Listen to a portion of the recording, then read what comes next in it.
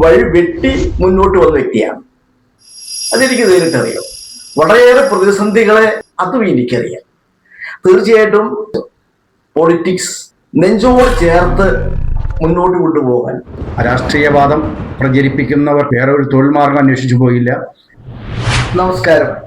ഇന്ന് എന്നോടൊപ്പം ഉള്ളത് അങ്കമാലിക്കും മലയാറ്റൂരിനും കാലടിക്കും ഇടയിൽ ചെറു ഗ്രാമമായ തുറവൂരിലെ ശ്രീ MP മാർട്ടിൻ. ഞാൻ നേരത്തെ സൂചിപ്പിച്ചതുപോലെ സ്വന്തമായി വഴി കണ്ടെത്തി വഴി വെട്ടി മുന്നോട്ട് വന്ന വ്യക്തിയാണ്. അതെനിക്ക് നേരിട്ടറിയാം. വളരെയേറെ പ്രതിസന്ധികളെ അതിജീവിക്കേണ്ടി വന്ന വ്യക്തിയാണ്. അതും എനിക്കറിയാം. നമസ്കാരം മാഷേ. ആ ചോദ്യം വളരെ പ്രസക്തമാണ്.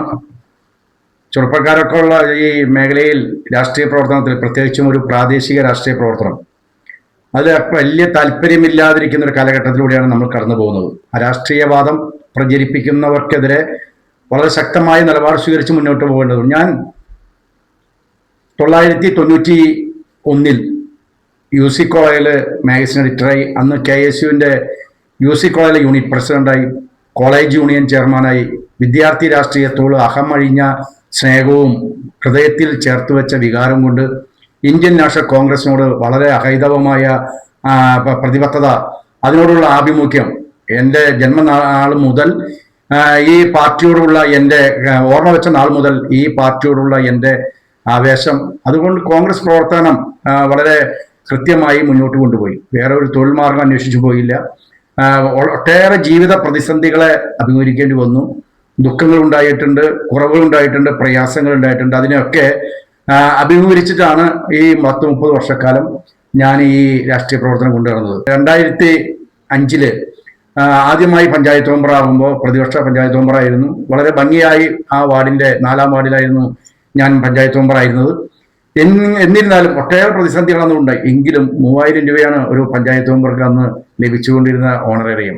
ആ ഓണറേറിയം കൊണ്ട് ഒരു മാസം പൂർണ്ണമായും മുഴുവൻ സമയം ചെലവിട്ട് മുന്നോട്ട് പോകാൻ സാധിച്ചു. അതിനുശേഷം പഞ്ചായത്തിൻ്റെ വൈസ് പ്രസിഡന്റായി, പഞ്ചായത്ത് സ്റ്റാൻഡിംഗ് കമ്മിറ്റി ചെയർമാനായി, ഇപ്പോൾ പഞ്ചായത്ത് പ്രസിഡന്റായി.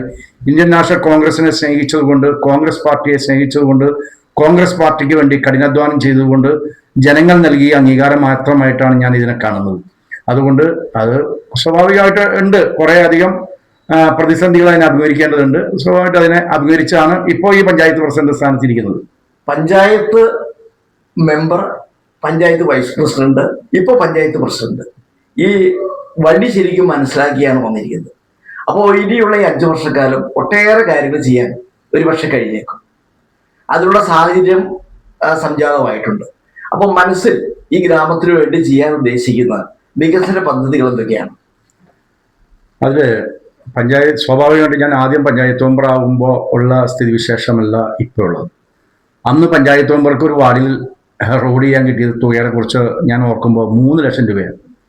അപ്പോൾ സ്വാഭാവികമായിട്ടും ആ വാർഡിൽ ഒട്ടേറെ ആവശ്യങ്ങൾ നിലനിൽക്കുമ്പോൾ ഈ 3 ലക്ഷം രൂപയ്ക്ക് കൊണ്ട് ഒരു വാർഡിലെ വികസന പ്രവർത്തനം പൂർത്തീകരിക്കാൻ കഴിയുക എന്നുള്ളത് വളരെ പ്രാരാബ്ധമായിരുന്നു. പക്ഷെ ഇന്ന് സ്ഥിതി മാറി. ഒരു വാർഡിൽ 25-30 ലക്ഷം രൂപ, 20 ലക്ഷം രൂപയൊക്കെ കൊടുക്കാൻ കഴിയുന്ന സാഹചര്യം പഞ്ചായത്തുകൾക്കുണ്ട് എന്നുള്ള യാതൊന്ന്, പ്രത്യേകിച്ചും നമ്മുടെ പഞ്ചായത്തിനുണ്ട് എന്നുള്ള വസ്തുതയിലേക്ക് നമ്മുടെ പഞ്ചായത്ത് വളർന്നു. നമ്മൾ 2 കോടി രൂപയാണ് ഇപ്പോൾ ഓൺ ഫണ്ടായിട്ട് നമ്മൾ വെക്കുന്നത്. അന്നൊക്കെ ഓൺ ഫണ്ടായിട്ട് വെച്ചത് 2005 ഓൺ ഫണ്ടായിട്ട് വെച്ചത് 20 ലക്ഷം 30 ലക്ഷം രൂപയാണ്. അപ്പോൾ വലിയ മാറ്റം ഈ രംഗത്ത് പഞ്ചായത്തിൻ്റെ ഇടപെടലിന്, സാമ്പത്തിക ശേഷിക്ക് വർധനവുണ്ടായി എന്നുള്ള യാഥാർത്ഥ്യമാണ്.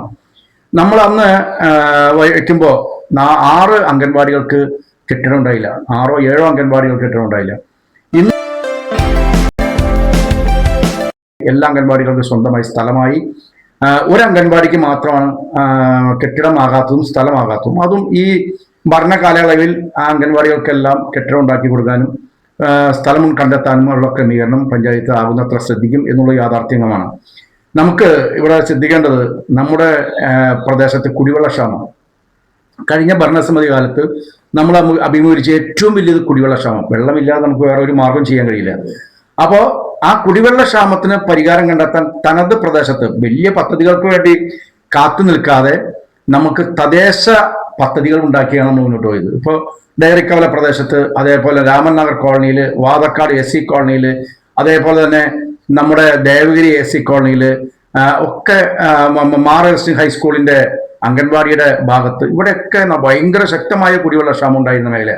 അവിടെയൊക്കെ നമ്മൾ തദ്ദേശീയ പദ്ധതികൾക്ക് രൂപം കൊടുത്തു. ഗ്രാമീണ കുടിവെള്ള പദ്ധതിക്ക് 6 ഗ്രാമീണ കുടിവെള്ള പദ്ധതികൾ രൂപം കൊടുത്തിട്ടാണ് നമ്മൾ ആ കുടിവെള്ള ക്ഷാമം പരിഹരിക്കാനുള്ള ക്രമീകരണത്തിന് പഞ്ചായത്ത് പദ്ധതി വെച്ച് നടപ്പിലാക്കിയത്.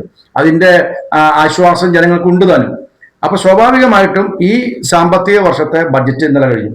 ബഡ്ജറ്റിൽ നമ്മൾ ഊന്നൽ നൽകിയിരിക്കുന്നത് കുടിവെള്ളത്തിനും ജലസേചനത്തിനാണ്. പഞ്ചായത്തിലെ മുഴുവൻ കുളങ്ങളും ഇപ്പോ ദേവീരിലെ വട്ടക്കുളം, അങ്ങനെ ആ കുളത്തെ നമ്മൾ ആസ്തി രജിസ്റ്ററിൽപ്പെടുത്തി പഞ്ചായത്ത് പദ്ധതി വെച്ച് ഇപ്പോൾ ഏറ്റവും നല്ലൊരു കുളമായി അവിടെ കെട്ടി സംരക്ഷിച്ച് ആ പ്രദേശത്ത്, ദേവഗിരി പ്രദേശത്ത് നമ്മൾ ഇറിഗേഷൻ ആരംഭിക്കാൻ പോവുകയാണ്. അപ്പൊ സ്വാഭാവികമായിട്ട് ആ പ്രദേശത്ത് മൊത്തം കുടിവെള്ളം കിട്ടുന്നതിന്, ജലസേചന സൗകര്യം നടത്തുന്നതിന്, ആ പ്രദേശത്തെ ജല ദൗർബല്യത്തിന് പരിഹാരം കണ്ടെത്തുന്നതിന്, ക്രമീകരണം കണ്ടെത്താൻ നമുക്ക് സാധിക്കും.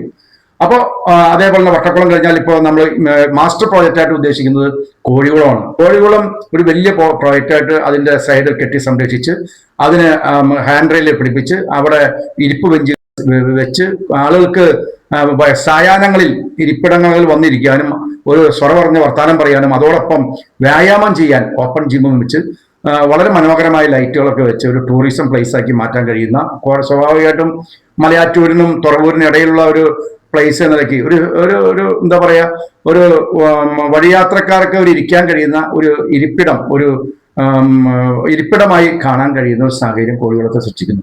അതേപോലെ കോഴികുളത്ത് 2 ഇറിഗേഷൻ പദ്ധതികളുണ്ട്. ഒന്ന് കിഴക്കേ ഭാഗം, 2 തെക്കേ ഭാഗം.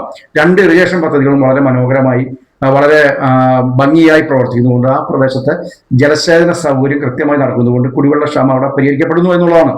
അപ്പോൾ അതേപോലെ തന്നെ നമുക്ക് ആറാട്ടുപുഴ നബാർഡിന്റെ 67 കോടി രൂപയുടെ എസ്റ്റിമേറ്റ് എടുത്തു കൊടുത്തുകൊണ്ട് കെട്ടി സംരക്ഷിച്ച് അതാത് പ്രദേശത്ത് ഇറിഗേഷൻ പദ്ധതികൾക്ക് രൂപം കൊടുക്കുക എന്നുള്ളതാണ് ഏറ്റവും വലിയ വികസനമായി പഞ്ചായത്ത് കാണുന്നത്. ഈ കേട്ടതനുസരിച്ച് സർക്കാർ നമുക്ക് തരുന്ന പ്ലാൻ ഫണ്ടൊന്നും തികയുമെന്ന് എനിക്ക് തോന്നുന്നില്ല. അങ്ങയുടെ മനസ്സിലാണെങ്കിൽ ഒരുപാട് പദ്ധതികൾ കൊണ്ടുവരാം. അപ്പൊ ഇതിനുള്ള ഈ പൈസ എങ്ങനെ കണ്ടെത്തും? നമ്മുടെ തനത് ഫണ്ട് കൊണ്ടോ സർക്കാർ തന്ന പ്ലാൻ ഫണ്ട് കൊണ്ടോ ഒന്നും ഈ കാര്യങ്ങൾ പൂർണ്ണ തോതിൽ എത്തിക്കാൻ നമുക്ക് സാധിക്കില്ല. നമ്മുടെ ബഹുമാനപ്പെട്ട MLA നമ്മുടെ MLA റോജി എം ജോണാണ്. അദ്ദേഹം നമുക്ക് പഞ്ചായത്തിന് നൽകിയ വലിയ നേട്ടങ്ങൾ നമുക്ക് വിസ്മരിക്കാൻ കഴിയില്ല. നമ്മുടെ പഞ്ചായത്ത് ഓഫീസിന്റെ കെട്ടിടം അദ്ദേഹത്തിന്റെ സംഭാവനയാണ്. സ്വാഭാവികമായിട്ട് 1,90,00,000 രൂപ അദ്ദേഹം വകകൊള്ളിച്ചുകൊണ്ടാണ് പഞ്ചായത്ത് ഓഫീസ് കെട്ടിടം ഇപ്പോൾ പൂർണ്ണ തോതിൽ അതിന്റെ മുന്നോട്ട് പോയിക്കൊണ്ടിരിക്കുകയാണ്. അതിന്റെ നിർമ്മാണ പ്രവർത്തനങ്ങൾ മുന്നോട്ട് പോയിക്കൊണ്ടിരിക്കുകയാണ്. അപ്പൊ ആ പഞ്ചായത്ത് കെട്ടിടം നിർമ്മാണത്തിൽ പൂർത്തീകരിക്കുന്നതോടുകൂടി നമ്മുടെ ഓഫീസ് ആവശ്യങ്ങൾക്ക് ആവശ്യമായ സൗകര്യമായി.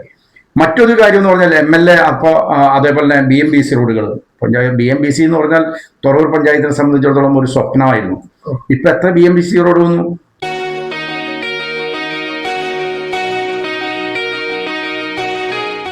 തുറവൂർ മഞ്ഞപ്പുറ റോഡ് BMBC ആയി. അതേപോലെ തന്നെ മൂക്കന്നൂര് ബസ് വേഗം റോഡ്, കിടങ്ങൂർ ബസ് വേഗം റോഡ് BMBC ആയി.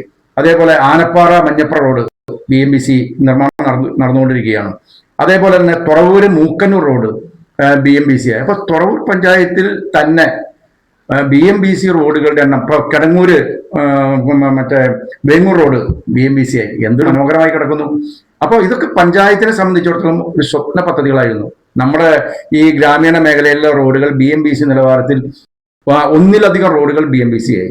അതേപോലെ തന്നെ വാതക്കാട് മുതൽ പൂതൻകുറ്റി വരെ BMBC റോഡ് നിർമ്മിക്കണം എന്നതാണ് പഞ്ചായത്തിന്റെ ഒരു ആഗ്രഹം. കാരണം ആ റോഡ് കുറച്ചുകൂടി ടൂറിസം പ്ലേസിലേക്ക് പോകുന്ന ഏഴാറ്റുമുഖം അതിരപ്പള്ളി ഭാഗങ്ങളിലേക്ക് കണക്ട് ചെയ്ത് പോകുന്ന റോഡുമായി കണക്ട് ചെയ്യുന്ന റോഡാണ് ഈ വാതക്കാട്, ഈ തുറവൂര് മരൊട്ടിച്ചോട് പൂതൻകുറ്റി റോഡ്. അതിന്റെ വാതക്കാട് വരെ BMBC നിർമ്മാണം പൂർത്തീകരിച്ചിട്ടുണ്ട്. അപ്പൊ സ്വാഭാവികമായിട്ട് അവിടെ നിന്ന് അങ്ങോട്ട് പൂർത്തീകരിച്ചാൽ നമ്മുടെ ഒരു സ്വപ്ന പദ്ധതിയാണ് അത് ചെയ്യണം എന്നുള്ളത്. അതൊക്കെ MLAയും ബന്ധപ്പെട്ട MP ഒക്കെ ഉൾപ്പെടെയുള്ള നിലവിലുള്ള ജനപ്രതിനിധികളായിട്ട് ആലോചിച്ച് കാര്യങ്ങൾ മുന്നോട്ട് പോകും. ബഹുമാനപ്പെട്ട MLA Shri Roji M John Thuravoor പഞ്ചായത്തിന് കൈമുതലായി കണ്ടമാനം പണം നൽകുകയും വികസന പ്രവർത്തനങ്ങൾ നാഴികക്കല്ലായി അദ്ദേഹം മാറി എന്നുള്ളത് വിസ്മരിക്കാൻ കഴിയാത്ത കാര്യമാണ്. അതേപോലെ നമ്മുടെ MPയുടെ പണം വെക്കുന്നതിന് കുറച്ച് പരിമിതികളുണ്ട്. കാരണം നിയോജകമണ്ഡലങ്ങളുടെ എണ്ണം കൂടുതല. എങ്കിലും അദ്ദേഹം 22 ലക്ഷം രൂപ സെയിന്റ് അഗസ്റ്റിൻ UP സ്കൂളിൽ മറ്റേ ഡൈനിങ് ഹാൾ നിർമ്മിക്കാൻ, അതേപോലെ തന്നെ കോക്കുന്ന് പുല്ലാനി റോഡ് BMBC നിലവാരത്തിലാക്കാൻ, ഇതൊക്കെ അദ്ദേഹം PMGSY പദ്ധതിയിൽ ഉൾപ്പെടുത്തി. അതൊക്കെ നൽകുന്നതിന് അദ്ദേഹം വളരെ താല്പര്യം കാണിച്ചിട്ടുണ്ട്. അതേപോലെ ഒരു അംഗൻവാടിക്ക്, ദേവൂരിൽ ഒരു അംഗൻവാടിക്ക് 33 ലക്ഷം രൂപ വകകൊള്ളിക്കാൻ അദ്ദേഹം ശ്രദ്ധിച്ചിട്ടുണ്ട്. അപ്പോൾ റോജി എം ജോൺ MLA യും അതേപോലെ തന്നെ നമ്മുടെ ശ്രീ ബെന്നി ബെഹനാൻ MP യും പഞ്ചായത്തിനെ സംബന്ധിച്ചിടത്തോളം ഒരു ആശ്രയമാണ്. ഞങ്ങൾക്ക് പണമില്ലെങ്കിലും പണം തരാൻ കഴിയുന്ന, അവരുടെ മേഖലയിൽ നിന്നും അനുവദിക്കാൻ കഴിയുന്ന പദ്ധതികൾ അനുവദിച്ചു തന്ന് പഞ്ചായത്തിന്റെ കുറെ പ്രതിസന്ധികൾ പരിഹരിക്കാൻ സാധിച്ചു എന്നുള്ളത് വസ്തുതാപരമായ യാഥാർത്ഥ്യമാണ്. അങ്ങനെയൊക്കെ കണ്ടാൽ തന്നെ ഇനിയും ഗവൺമെന്റ് തലത്തിൽ ഇനിയിപ്പോൾ തെരഞ്ഞെടുപ്പ് കഴിഞ്ഞ് പുതിയ ഗവൺമെന്റ് വരും. ഗവൺമെന്റ് വരുമ്പോൾ ശ്രമിക്കാൻ കഴിയുന്ന കാര്യങ്ങളൊക്കെ ശ്രമിക്കണം. അങ്ങനെ വിവിധങ്ങളായ സോഴ്സുകൾ, പിന്നെ ജില്ലാ പഞ്ചായത്ത്, ബ്ലോക്ക് പഞ്ചായത്ത് തുടങ്ങിയ ത്രിതല പഞ്ചായത്തുകളിൽ നിന്ന് കിട്ടുന്ന സ്രോതസ്സുകൾ ഉപയോഗിക്കാൻ കൊടുക്കണം. അങ്ങനെയാണ് പണം സ്വരൂപിക്കാൻ കഴിയുക. നമുക്ക് നമ്മുടെ തനത് ഫണ്ടും നമ്മുടെ പ്ലാൻ ഫണ്ടും കൊണ്ട് ഉപയോഗിക്കാൻ കഴിയുക എന്ന് പറഞ്ഞാൽ പഞ്ചായത്തിന്റെ തനത് ആവശ്യങ്ങൾ നിറവേറ്റി മുന്നോട്ട് പോകാൻ മാത്രമേ കഴിയുള്ളൂ. അതിനപ്പുറം കഴിയണമെങ്കിൽ നമുക്ക് വിവിധ മേഖലകളിൽ നിന്നും പണം സ്വരൂപിച്ചെടുത്താൽ മാത്രമേ നമ്മുടെ ആവശ്യങ്ങൾ നിർവഹിക്കാൻ സാധിക്കുള്ളൂ. അപ്പോൾ അങ്ങനെയൊക്കെ കണ്ടെത്തി മുന്നോട്ട് പോകണം.